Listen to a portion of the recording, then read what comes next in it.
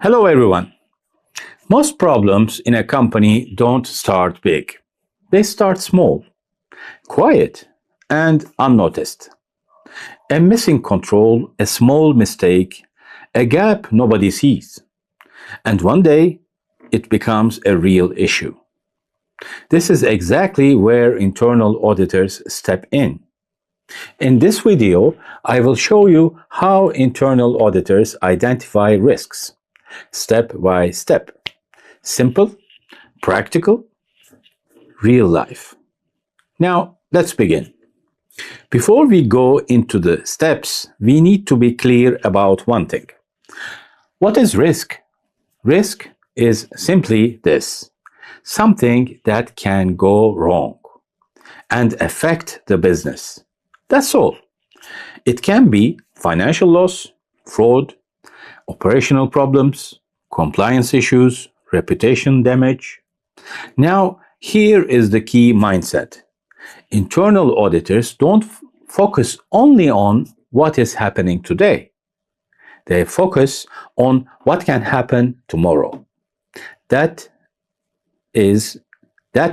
what makes the difference. Step one is always the same. Understand the business. Without this, nothing works. Auditors need to know: what does the department do? What are the main activities? What are the objectives of the company or any departments? How does the company make money? Where are the sensitive areas? Through processes or departments, whatever you call it. Let's make it simple.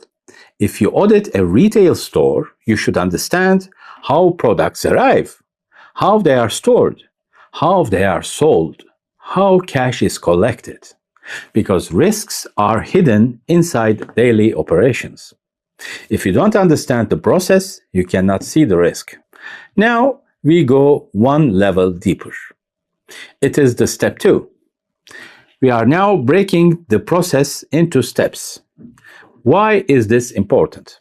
Because risks don't exist in general ideas. They exist in specific points. Let's take a purchasing process. Supplier selection, purchase order, delivery of goods, invoice processing, payment. All are these small steps of all the purchasing process. Now look at each step. Ask, what can go wrong here? Wrong supplier selection. It can happen. Incorrect pricing. Many times it can happen. Goods not received. Duplicate invoice. Unauthorized payment. Now everything becomes clear. When you zoom in, risks become visible. Now let's go to step 3. This is the most important step. Always ask what can go wrong, and ask it again and again. Let's take a simple example. Cash handling in a store. Think about it. Can cash be stolen? Of course. Can sales be hidden? It can. Can deposits be delayed? Can fake refunds happen? All of those things can happen. Now you start seeing multiple risks. But strong auditors go even further. They think in scenarios. For example, a cashier receives cash but does not record the sale. Now, it is not theory anymore, it is real. A powerful mindset is this: if I wanted to commit fraud, how would I do it? This question changes everything. Step 4, using experience and data. Auditors don't start from zero. They use what they already know, like previous audit findings, old audit reports, past fraud cases, industry risks, data analysis. For example, if you saw before stock losses, supplier fraud, or any expense abuse, you will focus on similar areas again. Why? Because risks can repeat. Now let's talk about data. Data helps you see patterns like unusual transactions, high discounts, late entries, duplicate payments. Data shows you where to look, but experience tells you why it matters.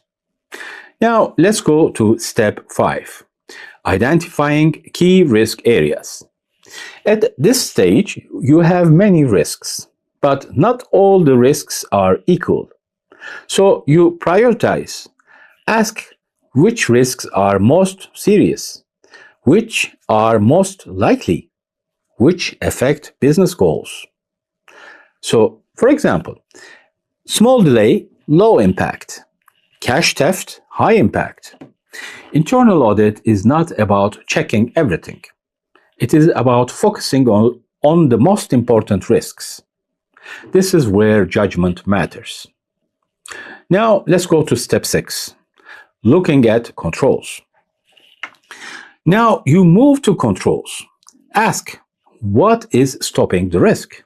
Examples: approval limits, system controls, segregation of duties, reconciliations. Those are important stopping points. And ask, are these controls working? Because here is the truth. A control on paper means nothing. A control in practice means everything. Some companies think they are protected, but controls are not actually working, and this is where auditors test reality. Now let's go to step 7, connecting risk to impact. Now this is the final step. Connecting risk to impact is important because management always asks, what is the impact? So you explain, will this cause financial loss? Will this damage reputation? Will this stop operations? Example: missing document, low impact. Fraud in procurement, high impact. When you saw impact, people start paying attention. Let's quickly recap. First step, understand the business. Second step, break down the processes. Third step, ask what can go wrong. Fourth step, use experience and data. Fifth step, focus on key risk areas. Sixth step, evaluate controls. And final step, connect risk to impact. This is how internal auditors identify risks. Not by chance, not by routine, but by thinking clearly, asking the right questions. If you want to improve as an internal auditor, start with this. Don't just look at what is happening. Think about what can happen. Because risks don't announce themselves. You have to find them. Thank you for watching.